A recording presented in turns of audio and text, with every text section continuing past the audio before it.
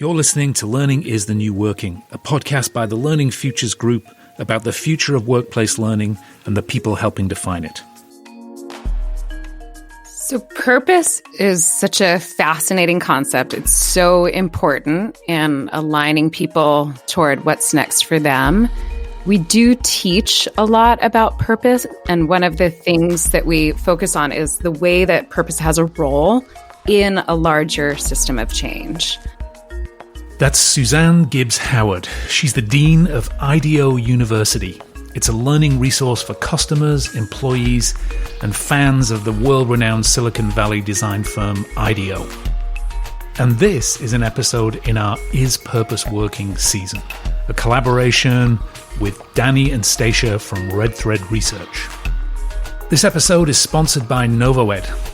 Global enterprises rely on NovoEd's collaborative cohort-based learning platform to deliver high-value programs with real business impact. With NovoEd, you deliver powerful and engaging learning that activates deep skill development and drives measurable business outcomes. On March the 11th at 10 a.m. Pacific Time, NovoEd is hosting a live webinar where you can join Red Thread Research founders Stacia Garr, Danny Johnson, and myself to discuss what we've learned in our season exploring the implications for learning and talent management of purpose-aligned organizations. We can't wait to meet you and to get your questions and observations and experiences on the topic of purpose alignment, as well as share our own reflections and research. We're really looking forward to it. To register for your seat, submit questions, and access lots of bonus material around all these episodes, including transcripts, please go to www.novoed.com/purpose.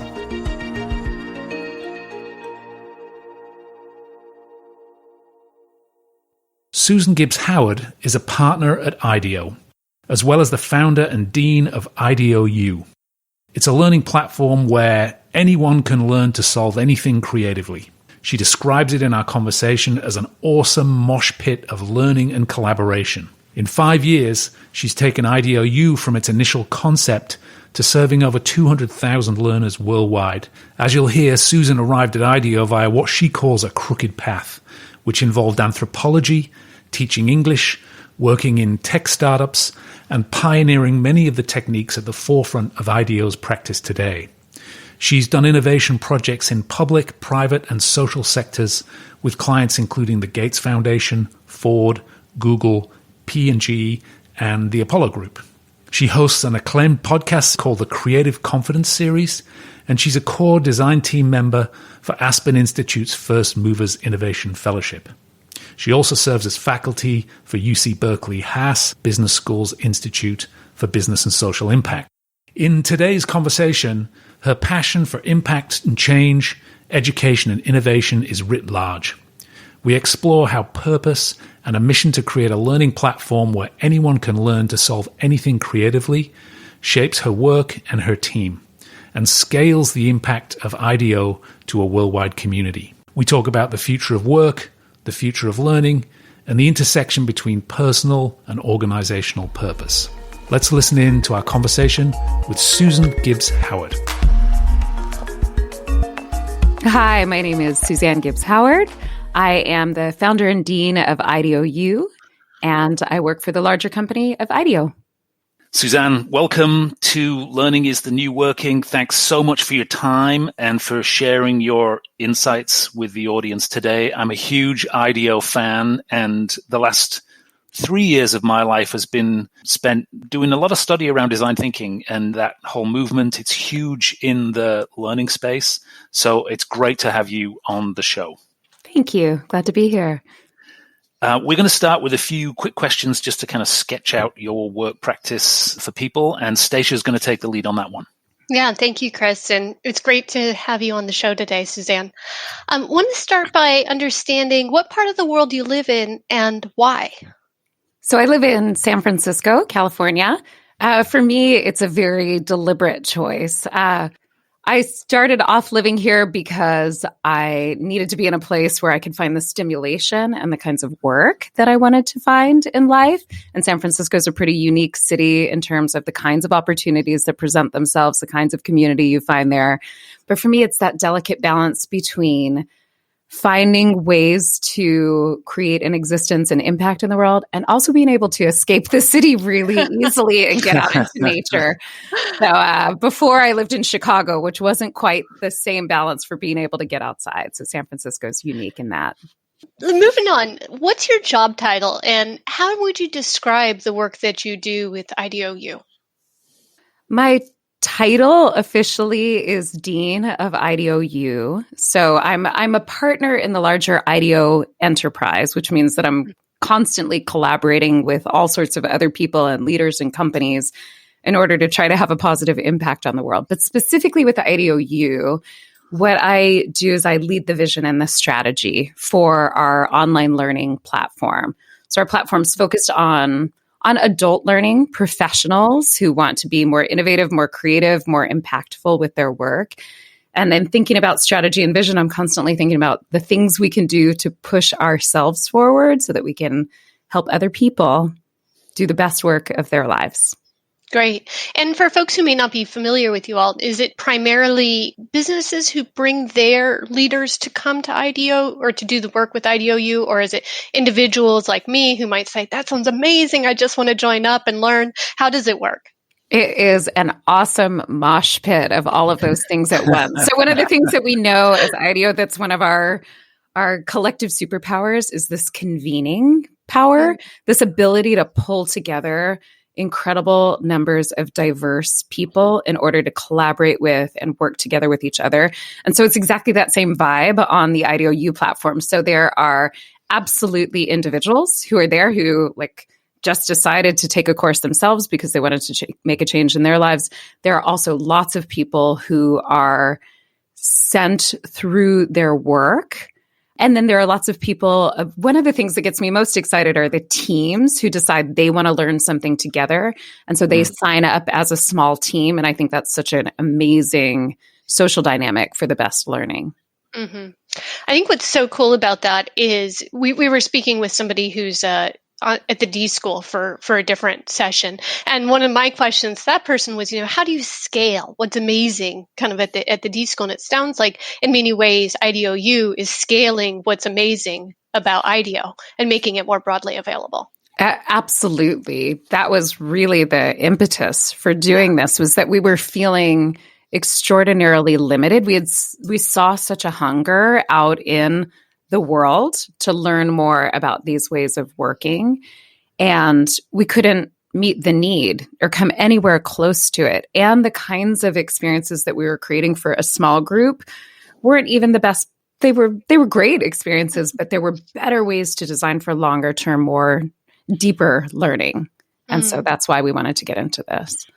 Very cool. Well, you said that you are both a partner and the founder of IDEO U. How did you get there? What were your career steps to get to this current role? I always describe my career journey as a crooked path. And I think that speaks to a lot of people whose journeys are crooked and don't make sense until you get to wherever you end up. But I started off studying cultural anthropology. I don't know why. I just loved studying people and culture. It was always a thing for me. And I was in a situation where I just could go deep on that.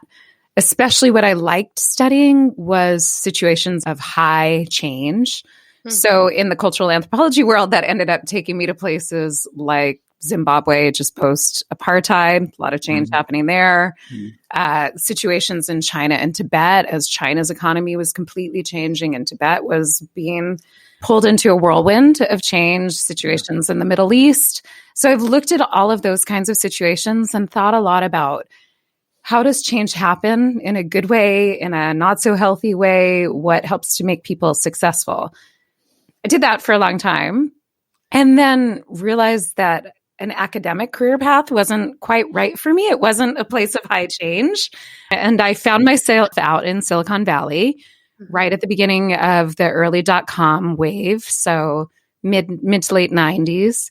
And fortunately, crooked step on my path was I just saw that they were hiring anthropologists and people who could help with the study of people and culture to design, hopefully better technologies. And that was a way that I saw I could combine all of my passions. Got on that train, worked in a couple startups, eventually found my way to IDEO. And shockingly to myself, I've ended up at IDEO for 20 years. And I think that's because IDEO's kept changing. So, first I did a lot of design research, studying people and culture. Then I led a business unit where we thought about systems change. And it all culminated in the last 6 or 7 years where I could see something that took me back to my roots in wanting to teach and learn through the study of people, and pitched IDEO to create IDEO U, and they said yes. That's amazing. Well, maybe taking that as a context, we'd love to know a little bit about IDEO and its relationship to purpose, because that's what we're talking about on this season. So could you talk a little bit about, does IDEO have an explicit purpose statement? And if so, what is that? IDEO is a purpose-driven company. The things that all 700 of us at IDEO think about are making change in the world in a more human-centered and designerly way. We want to have a disproportionate amount of impact for the small group that we are with and through partnerships with others. So that started, IDEO's been around for 40 years. We've worked on so many things. Early days, it was about what now seem like simple technologies, like the first mouse, the first laptop. And as we wanted to tackle bigger and bigger problems and think about where design could actually help, we started to get into more systemic challenges. So how organizations need to change. How can we redesign the ways that people vote, not just the machines, but all of the systems around them, which is kind of a hot button issue right now. And so IDEO was constantly changing. IDEO U is one of those things that was birthed out of IDEO. And so IDEO U's purpose as a result is to help us amplify and enable and unlock greater numbers of people so that they can solve their own challenges more creatively. So you can see how our purpose is intimately interconnected to the larger purpose of IDEO. Right.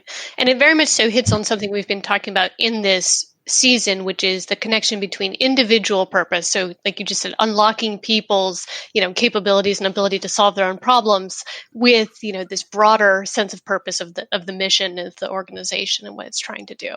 How does purpose play out in the culture and the day-to-day operations and running of IDEO U? So with IDEO U, we think a lot about how do we simultaneously catalyze our amazing team forward and yet give them the freedom to do what they know is right and yet have us all aligned. And so purpose is really central in that. So making sure that we think a lot about keeping people motivated. I mean, my goodness, over this last year, that's just so hard for everyone to stay motivated, to keep pushing forward, to keep carrying your work forward. And the larger purpose is central in that. So for us, it's all about our learners and the people who are on our platform. This year, we broke 100,000 people having come and learned with us at IDEO U. And yet at the same time, while that number is meaningful, it's really the stories of the individuals when we see the shift that it's bringing to their lives that keep us motivated, keep us aligned, keep us wanting to do our work. So every week we try to share learner stories. One of the ones that really struck me recently is a woman sharing a result of she was in a storytelling for influence course. And her name's Genia Stevens. She's got this amazing not-for-profit in Wisconsin that is on fire to help people of color start their own businesses. And of course, even more so with all of the things that have happened with the next wave of social rights and civil rights in this country. And so when I hear Genia's story, and we all hear Genia's story and the things that she's doing and how she's putting that together and the fact that our courses are helping to keep her fire lit, that's what keeps us all going. So culturally, we share stories like that one Right. about Genia regularly. And then operationally, we work really hard to translate that into critical metrics. We are one of the most data-driven parts of IDEO because we have a digital product and we